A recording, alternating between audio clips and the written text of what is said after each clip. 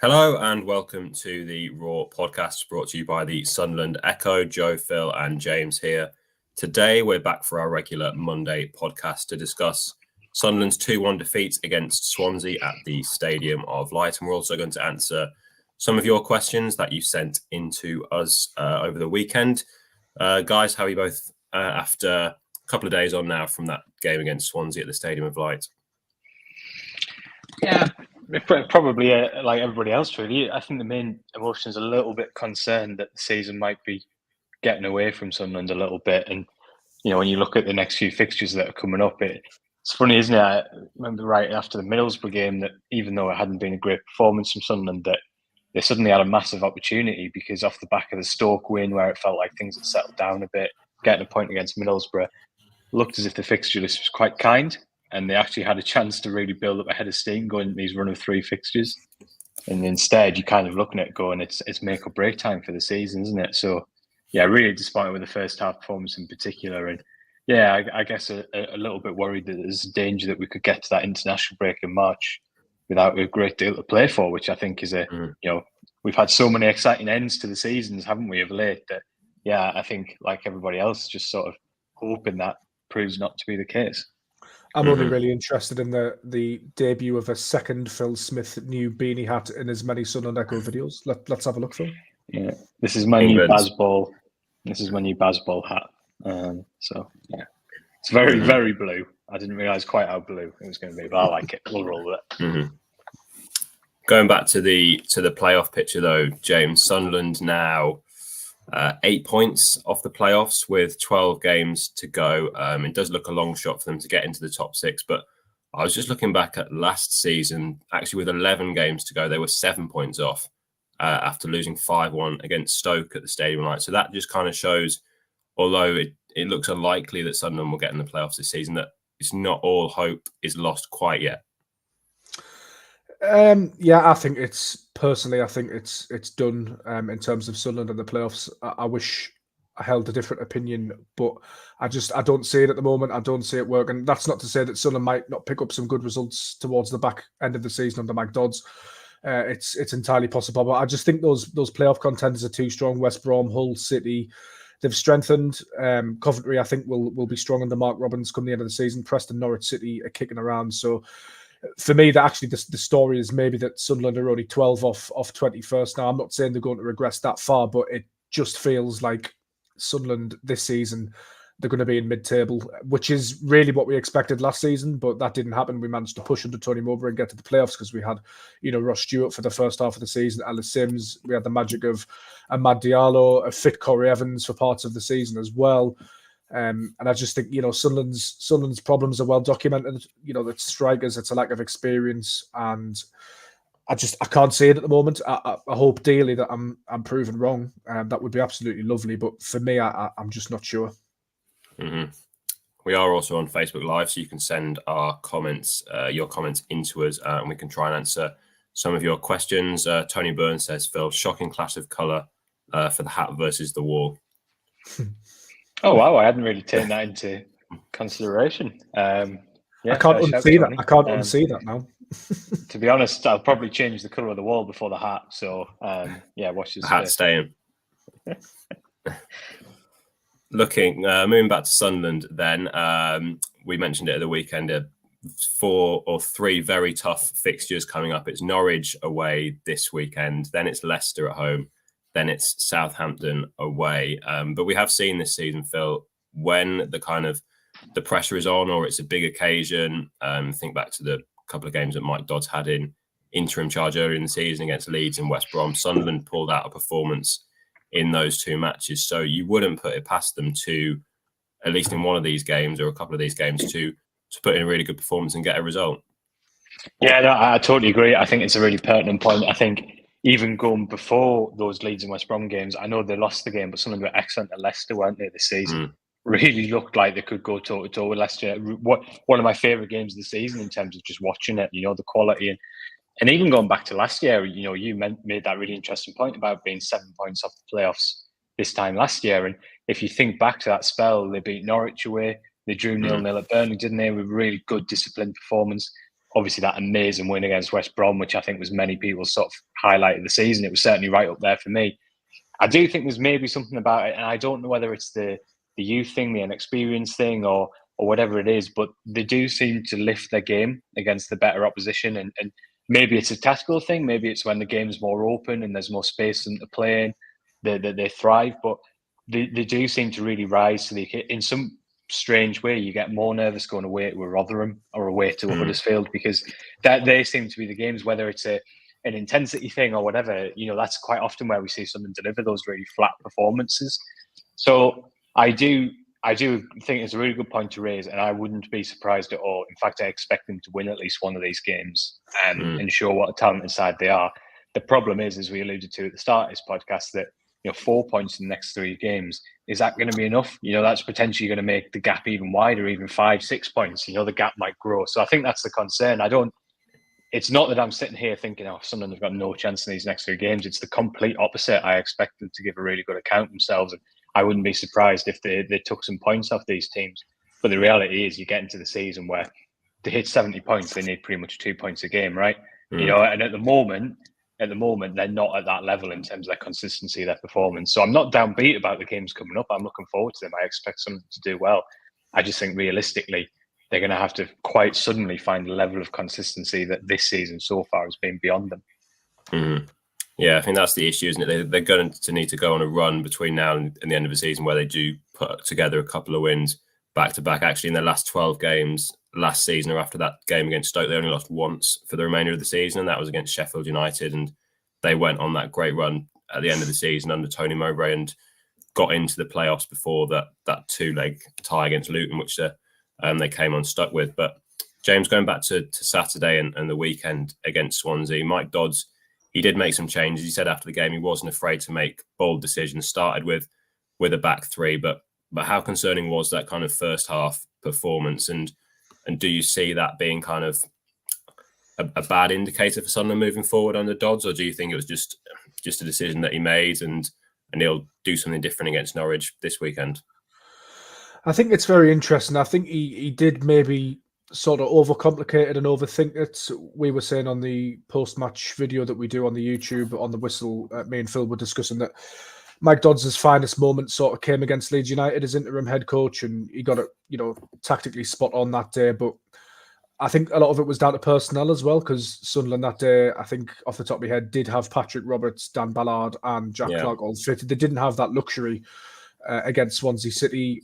Swansea City were good, I thought, as well. They put a lot of pressure on Sunderland. That midfield balance to me just doesn't look right at times, and I think the inability to keep the ball put a lot of pressure on a centre-back trio that hadn't really played much together. It was Yelder's, I think, first start or first appearance at centre-back for Sunderland.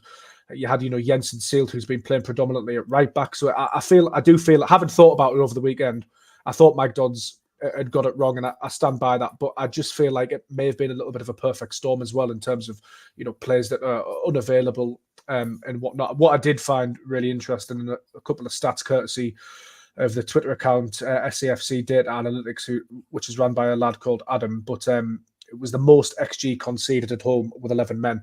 And, the glaring omission of Clarke due to injury as well meant that Sunderland ran the ball into the box only 3 times, which is the lowest at home this season. Forward passing accuracy of 69%, lowest of the season.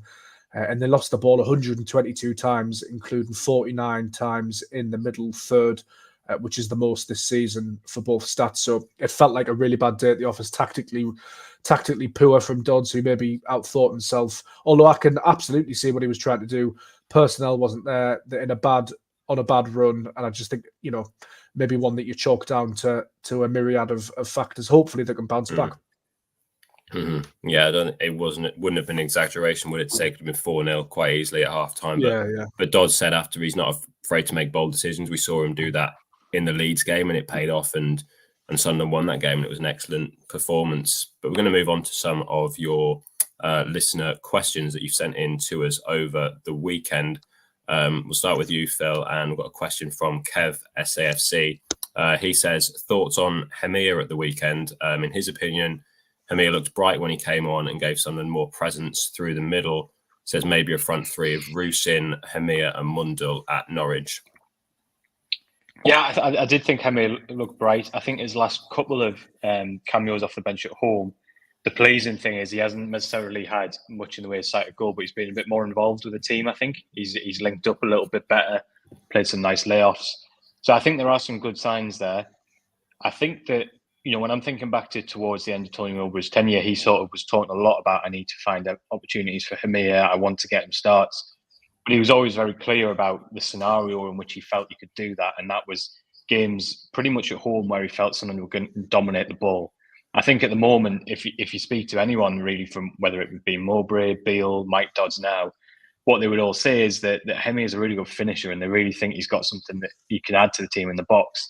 But at the moment, his game out of possession, the pressing, that side of the game is not quite at the level for him to start. So my gut instinct at the moment is that they would probably see games away at Norwich, at home to Leicester, or away at Southampton as probably a bit too big of an ask in terms of what he'd have to do out of possession to start him. So I agree with the sentiment, and I'd like to see him get more opportunities between now and the end of the season, I don't think that's going to happen in this phase. I think once you get past these games, then maybe more so. But I definitely agree that he looked much more on the wavelength of the players around him, and there were a few kind of nice moves, wasn't there? But I suppose in some ways we talked about the first half being where the game was lost, and that's absolutely true. But you could argue that it was equally as concerning in the second half, that despite dominating the ball and being the better team, Sunderland barely forced Rushworth into any saves, did they? Or 9 scores from a free kick. The only other save Rushworth really had to make was when the goalkeeper went up. So I think that in a strange sort of way, the second half was every bit as concerning, because that was more like the Sunderland we're used to seeing, and the performance level was good. But actually, what did they have to show for it? The answer was not really a great deal. So I think that underlines probably, I feel like, sometimes you get your system wrong or your selection wrong, but that probably underlined the wider problems that Dodds is going to have to sort of deal with, and probably the ones that are much harder to fix. So, yeah, quite a long-winded answer. But, yeah, really encouraged by him here. Do I think he's going to be starting over the next week? My gut tells me that it's probably going to be a bit soon, but I'd be really interested to see it if that was the case. Mm-hmm. I think for me, for Hemir, I think it's a very different prospect coming in and starting game than coming off the bench for 20 minutes and making an impact. I thought he did make an impact at the weekend, but having watched him a couple of times for the under-21, he's actually struggled to kind of make an impact in those games. And I think clearly Sunderland want to kind of build him up, and they invested a significant amount of money in him in the summer, or a decent sum, and they're obviously going to want to see him develop. But I think he's still maybe kind of somewhere down the pecking order, probably behind Rusin and probably behind Burstow at this stage. But it'll be interesting to see how much he does feature for the first team between now and the end of the season, particularly if the results maybe don't go Sunderland's way in the next few weeks, if they do drop further down the playoff race. Be interesting to see how much football he does get. But moving on to another question, James, we'll come to you on this one. Joseph Anderson asks on YouTube, has Pato become too comfortable as first choice? He's not been at his best in his last few matches. Really interesting question. I think when it comes to academy graduates and local lads in the team, I do think we can sometimes be a little bit too critical as a fan base. That's saying every aspect of his game isn't perfect. He is young still in goalkeeping terms, although he does have a lot of experience.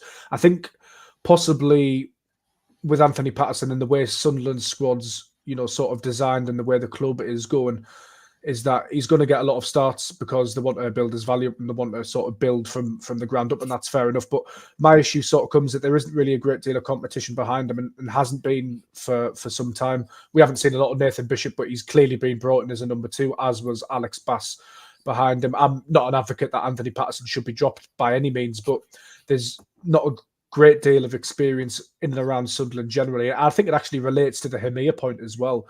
Who was Hemir learning off at the Stadium of Light, at the Academy of Light? Yes, he's got Michael Proctor behind the scenes and some very talented coaches, but in terms of Sunderland's playing staff, who can he look at and go, right, that's what I need to be doing in this team? And I think it's a similar issue with Patterson in a sense, although he's performing at a lot higher level than has been in the team, is that there isn't that experience and he's sort of learning on the job, which is fine, but there's a lack of competition and there's a lack of an older head, if that makes sense.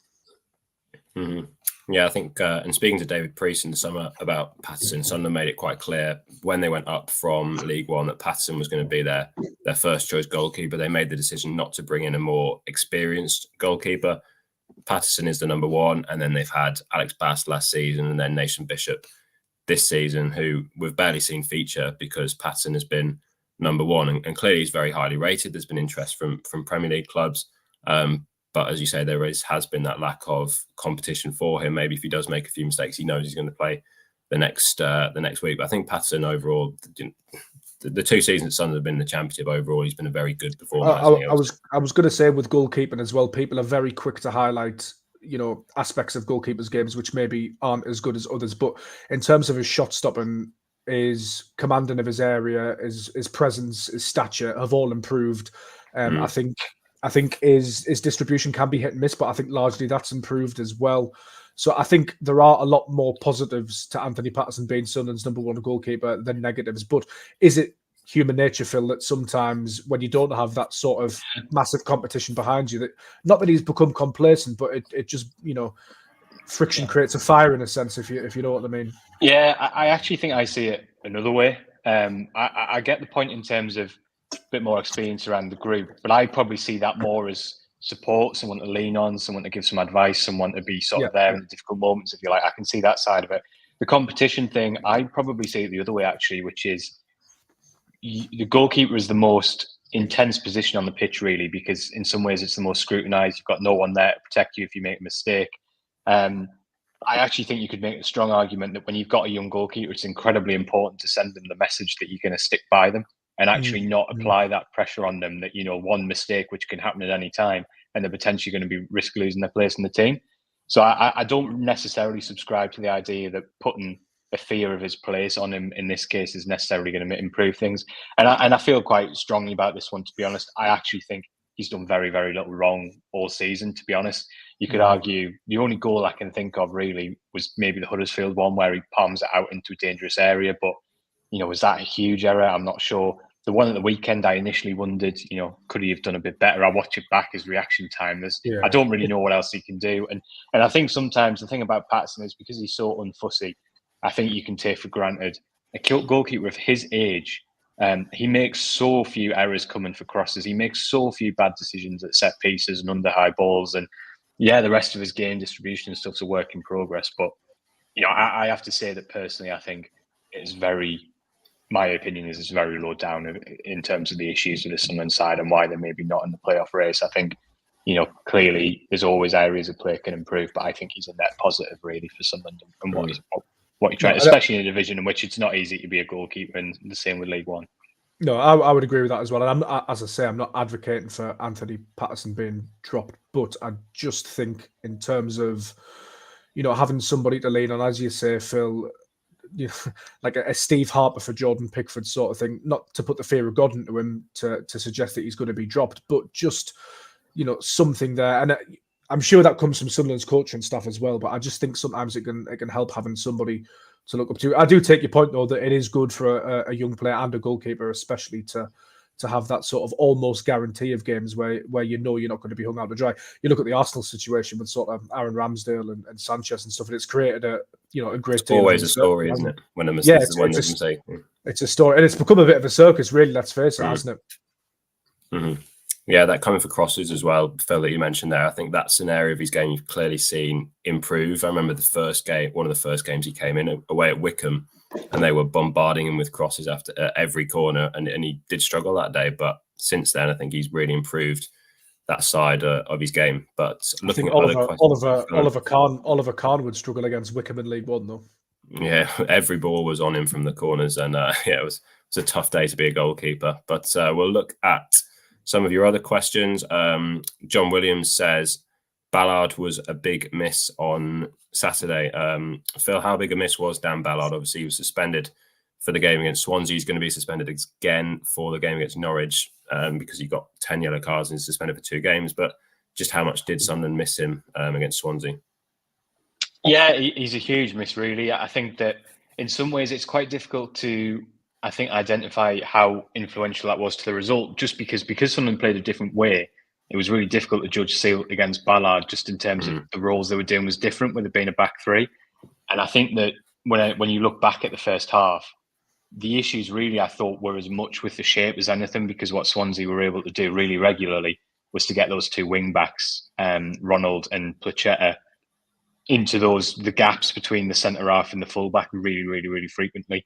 The biggest issue, I think, was probably not on Ballard's side. I think it was potentially on the other flank, where I think Styles and Yelder, I'm not even in any way criticism of them. I just don't think the chemistry was quite there yet, which you wouldn't expect it to. And obviously the fact that Styles has been asked to do a bit of a hybrid role where he sort of drifted in field in possession, because it wasn't working for Sunderland on the ball, I think that left a lot of sort of space for Swansea to attack. So I've got, Ballard's a massive miss because, it's the same with 09 really. Their athleticism allows you to defend really high up the pitch, which adds to your attacking game. And they're also both excellent in 1v1 duels, which means it's very difficult, when you're playing at your best, for the opposition to really have a focal point and sort of stymie what you're doing on the ball. So I thought he was a huge loss, but I think you could make an argument that it wasn't in the first half, at least, where the game was won and lost. And maybe if Sunderland had played the same way, even with Ballard, there would have been some issues there. But I'll be really interested, because I think Sealt will be a bit disappointed. Like I say, I wouldn't pin it on him, but I think he'll feel like he's got a bit more in his best position to show. And hopefully he can do that at Norwich this weekend. Because I have to say, I do like what I've seen from Sealt by and large. I think he's been a steady operator, and I think he could be a good player for the club going forward. So I'm hoping that maybe in a bit more of a familiar shape on Saturday and a bit more settled, he might be able to show a bit more what he's all about. But the other thing I would say is, we talk a lot about leadership, don't we? Especially in those periods. Ballard, I think, has become one of the biggest voices on the pitch for Sunderland this season. I think he's got a lot of championship experience now, and that is definitely something that I think you probably miss when it's not there, because he has become, one of the senior figures in that dressing room, despite how young he actually is.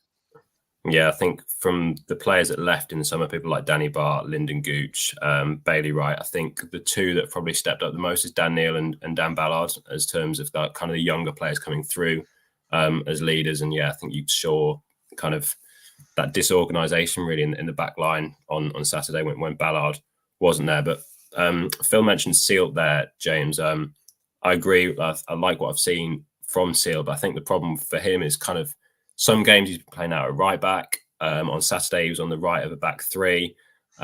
We've seen kind of good qualities from him, but kind of been moving around positions. And I don't think we've really maybe seen him in his best position, which is maybe as a centre back in a back four. Do you see Dodds maybe changing it on Saturday against Norwich? And kind of how do you see that all affect Sealt? Well, it's a really good question. I'm really not sure what Mike Dodds will do against Norwich. Obviously, he, as you mentioned, came out in the post-match press conference and said that he's going to make bold decisions. So he might double down on that. He might rein it in. I don't know. I could see him moving to a back four. Yeah, definitely. And as you mentioned, I think Sealt's been, by and large, good. I can definitely see why he's been brought to the club. I think, for me, he looks best as a right back at the moment, but I can definitely see qualities there that would lend to him being an excellent centre back. I think the problem with the weekend was that we touched on that it was a really unfamiliar, back five, as it were, or a back three, with 09 in the middle. He was playing right centre back, wasn't he? So, is that a position he's massively familiar with? He's been playing right back, but then he's got a right wing back, so that has that sort of muddled his brain in terms of his positioning. Yelder on the left hand side of that. Again, Phil mentioned with Callum Styles, that's not a partnership which has developed, had chance to develop at all yet, obviously, with it being Styles' debut. Yelder, obviously, a January signing as well. So it was just very muddled. It didn't work, and I think that was due to personnel. But in terms of Sealt, I do really like what I've seen. And it's like anything, isn't it? You need a run in a position to get going. I mean, when he first came in at right back, and he first started playing there, it was a little inconvincing at times. Didn't really look like he knew where he needed to be. That comes with games, and it comes with time. It comes with, working on the training pitch, building up those connections on the field. But yeah, I think obviously 09's going to get suspended at some point, isn't he? Because he's on 9. So you'd expect three more games before the cutoff. Is it only 3 now? That's flown by. So yeah. He could conceivably get through it, but yeah, I think. Yeah, I would definitely. I wouldn't bet against him getting a yellow card in these next 3 games. But obviously, he's going to be possibly out, so there's a little window of opportunity there for Sealt to play potentially alongside Ballard. But that's the question, isn't it? Will Mike Dodds trust him in a back four, or does he want that protection of a back five, and will he go down that route with one of Ballard or 09 suspended? I actually think that Seal could do a job in a back four, and that's probably where he's more comfortable, just given what we know about him from his time in Holland and such like. But really interesting. And I think one thing that we sort of forget about is Sunderland's defensive injuries as well. Like Sirk and Huggins, Elise, I know he's on his way back, but they would have offered a great deal had they been available for those games. So it's a shame in that regard as well.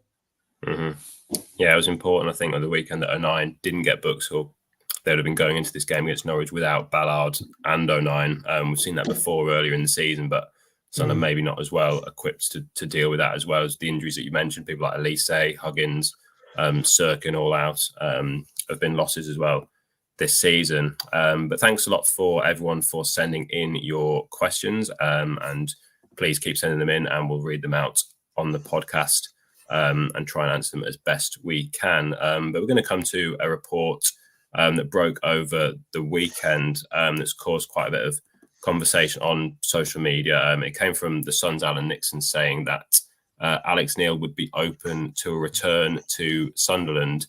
Now, can either of you see any kind of scenario where this kind of happens? Because clearly a lot has gone on since Alex Neil decided to leave Sunderland and join Stoke. No, I can't. No. But then, me either. Like, I don't want to be too strong about it, because like Sunderland have a habit of surprising you. And when Tony Mowbray went, I probably wouldn't have that stage of, if you'd asked me if Michael Beale would be the next Sunderland head coach, I would probably have said that I saw that as unlikely. I think there's like a couple of factors to it. Like, has Alex Neil completely changed his view on Sunderland's recruitment model? His happiness working as a head coach with, a sort of relatively limited input on signings and that kind of thing. My suspicion is he probably hasn't changed his view, and we know that Sunderland aren't going to change how they operate. So that immediately makes me think that it's unlikely, even in terms of Sunderland matching up what they want from a head coach and Alex Neil. The second point I was make is, do I think that Sunderland would entertain the idea of bringing Alex Neil back, given the way it kind of unfolded and the way he left sort of the day before a game? My feeling is that I'm not convinced that, while I think the relationships are relatively amicable. I don't know if you remember, but when Sunderland went on a winter break during the World Cup last winter, Stoke City were out there. And I know that there was a lot of conversations had, and there was sort of hands shaking, and it was all fairly amicable. So I don't think it's like, that they're not on speaking terms or anything like that. But I do think to see them working together again, that feels to me like a bridge too far. And what I would say again is, people might not believe it, because like I say, they didn't get what we thought they would go for when Mowbray left, but I still expect it to be like a younger, someone who's not operated as a manager in the past, very much a head coach, if you like, coach first. I just still don't see Neil in that mould. It was a union that sort of worked for everyone until it didn't. And for me, I don't think anything has really changed on that front. And I also do still think that the way he left ultimately has probably left things beyond going back into a working relationship. So like, I would genuinely be stunned. That's the only word I could use. Stunned is the only word I could use. But you feel like you have to caveat everything, don't you? Because there's some strange things could happen in the world of football. But I don't see it, and it wouldn't actually sit right with me, to be honest. After I totally understood it from Alex Neil's perspective. He was getting greater power. Financially, I'm sure there was big incentives for him. I totally understood his decision and respected it. No problem with that. But actually, personally, I'm not sure how well that would sit with me. Really, I think you have to have a really, really good reason for going back, I think. And I'm not sure in this case. No, I'd like to see something go in a different direction personally, but we'll see. I actually find this quite interesting. I agree with everything Phil said, but when Alex Neil came to the club, Sunderland's model, Sunderland's way of doing things under a little bit of scrutiny, Sunderland's ownership under a little bit of scrutiny. It's under similar levels of scrutiny again, and possibly could be in the summer.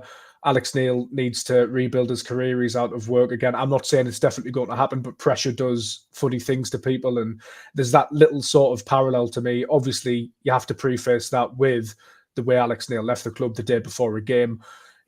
Sunderland have made one pretty unpopular managerial decision with Michael Beale. This would be equally, if not more, unpopular given the way Alex Neil left the club, which is pretty impressive given the absolutely sterling work he did to get Sunderland out of League One. That moment that he gave us at Sheffield Wednesday, the moment that he gave us at Wembley, in front of fans for the first time since 1973. These are not insignificant things for a club like Sunderland and the fan base, but to have soured that with the way he left the club so significantly, to the point where I've done a little poll on social media about this issue, asking for fans and their views, and it's got 22 hours left to run, but there's already been 1,500 votes, and it's 87% no. Sunderland fans wouldn't be open to Alex Neil's return in the summer. So I think that's pretty telling. But the thing that sticks out in my mind is that actually, Sunderland might need an injection of something at some point, and Alex Neil is a very good coach and he's out of work. Whether that bridge with the fans could be crossed is a different matter. But I just found that little facet interesting. Yeah, it would be a huge shock, wouldn't it? I mean, we've said that before with other things about Sunderland, but it would be a massive shock. And as you mentioned there, the backlash that there was towards Michael Beale, we saw how that ended. You'd expect there to be a similar backlash if Alex Neil they even entertained the idea of bringing him back. So, but it did definitely, as you say, James, cause a lot of conversation on social media. But just the last few minutes of the podcast, we'll just look ahead to Sunderland's game this weekend. They're away at Norwich, who are going quite well in the Championship at the minute. They're up to 7th. They're on a good run. Phil, can you see any changes to the team that Mike Dodds could make? We've got a comment here. With promotion seemingly gone, is it now a chance to try a few fringe players like Chris Rigg, etc.? Are there any changes that you think Dodds might make to the side on Saturday? Yeah, I think there's two facets to it. One in response to that question we just had is I think it's still a little bit early for that in terms of we think it's highly unlikely for someone to get into the playoffs, but I don't think you can operate in that manner just yet. I think you still have to believe you can get in there. You also have to say, if we're talking about these players and giving them an opportunity, is it fair and right to put them in these certain games, or do you have to wait? I mentioned the challenge with Hamir earlier. Is it going to do him good necessarily to play in these games? I think that's a fair question. The other facet as it is, there will be rotation because it's a 3-game week. You play Leicester on Tuesday, and then it's another long trip to Southampton. I don't see Job, for example, playing 390 minutes because I think that's going to be a bridge too far for a few players. So I think there will be changes. I don't envisage sort of wholesale changes. I think the obvious one for me is to bring Mundell in. Let's go back to something a little bit more familiar, if you like. I was really impressed with him in the first half against Birmingham. Obviously, you've got a manager's minute. I thought he did okay the other night. He put one brilliant cross in that just nobody was quite there to meet. So, I think Mundell's the obvious one for me. Let's have another look at him. Let's give him another opportunity. He didn't look phased at Birmingham, so why not give him a go? Beyond that, I have to say at this stage, I don't envisage any major changes other than I think you will have to freshen things up in the midfield over the course of the week. Maybe Aushish is someone who's sort of knocking on the door for another opportunity. Really disappointing the way things went, I think, after the Ipswich game. I don't think it was quite right that, he was sort of almost blamed for the defeat and then just kind of didn't get another opportunity in the games following. If you think back to Mowbray, do you remember when Equa gave that penalty away against Hull? There was a lot of criticism, and he started the next game, didn't he? I thought that was, Mowbray criticised him, but then started in the next game. And anyway, that's a bit of an aside, but you get my point in terms of, I think Aushish deserves another chance. I hoped. So they're the two, I think, that over the course of the week, Aushish and Mundell, I would like to see them start 1, maybe 2 games to have another look at them. Rigg definitely want to see more between now and the end of the season. I think that's really, really important. Whether it will be this Saturday, I suspect not, but I'd like to see him. Yeah, I'd like to see him start 4 or 5 games before the end of the year, definitely. Could you maybe see him bringing Burstow back in for one of those games, Phil, just with it being 3 in a week, as you say? One of the 3, I think Reeson will probably start 2, and I think Burstow will start 1. Yeah, that's definitely how I see it. Although, interestingly, Burstow's not kicked a ball under Mike Dodds yet, so that's 4 games now. Burstow's not made a single appearance from the bench or either. Yeah. So I think that's interesting. It suggests that he sees Reeson or Job as a better option at this time. But yeah, I think because Reeson hasn't played all that much over the course of the season, I just don't see him start 3 games in a week. Could he play Job up front instead and bring Aushish or Rigg in? that's definitely one to watch as well. I think that's, like I say, it'd be interesting to see what happens with Bairstow. I think he'll start again, but it's probably interesting that across 4 games, Dodds is yet to use him. I'll be interested to see how that develops. Pembele as well, Joe. You'd want to get Pembele some minutes at some point, wouldn't you? I think so. Yeah, he looked bright for the under-21s when I saw him come back around December. But yeah, we've only really seen him off the bench, haven't we? I mean, no, Hume's got the shirt. He's the obvious right back. I mean, if Hume had to go to left back, say if Yelder was unavailable or they wanted to bring Pembele in, that's maybe an option. But you'd want to probably keep Hume. And I think that's the problem that Lyndon Gooch had in the summer, the fact that Hume was going to be first choice. So he had to go and get first team football. But Pembele is another one I'd like to see a bit more of. He looks very athletic, very attacking going forward, and he's obviously been at PSG, so I'd be quite highly rated from coming from there. So I do hope we see him more in the end of the season, but it is hard to kind of fit him in the team when Try Hume's playing so well and wants to play every game. But that kind of brings us to the end of today's Raw podcast. Thanks a lot for everyone that has sent in their questions. And you can send in more ahead of Saturday's game against Norwich. And we'll be back with another podcast next Monday. So once again, thanks a lot for listening to the Raw podcast.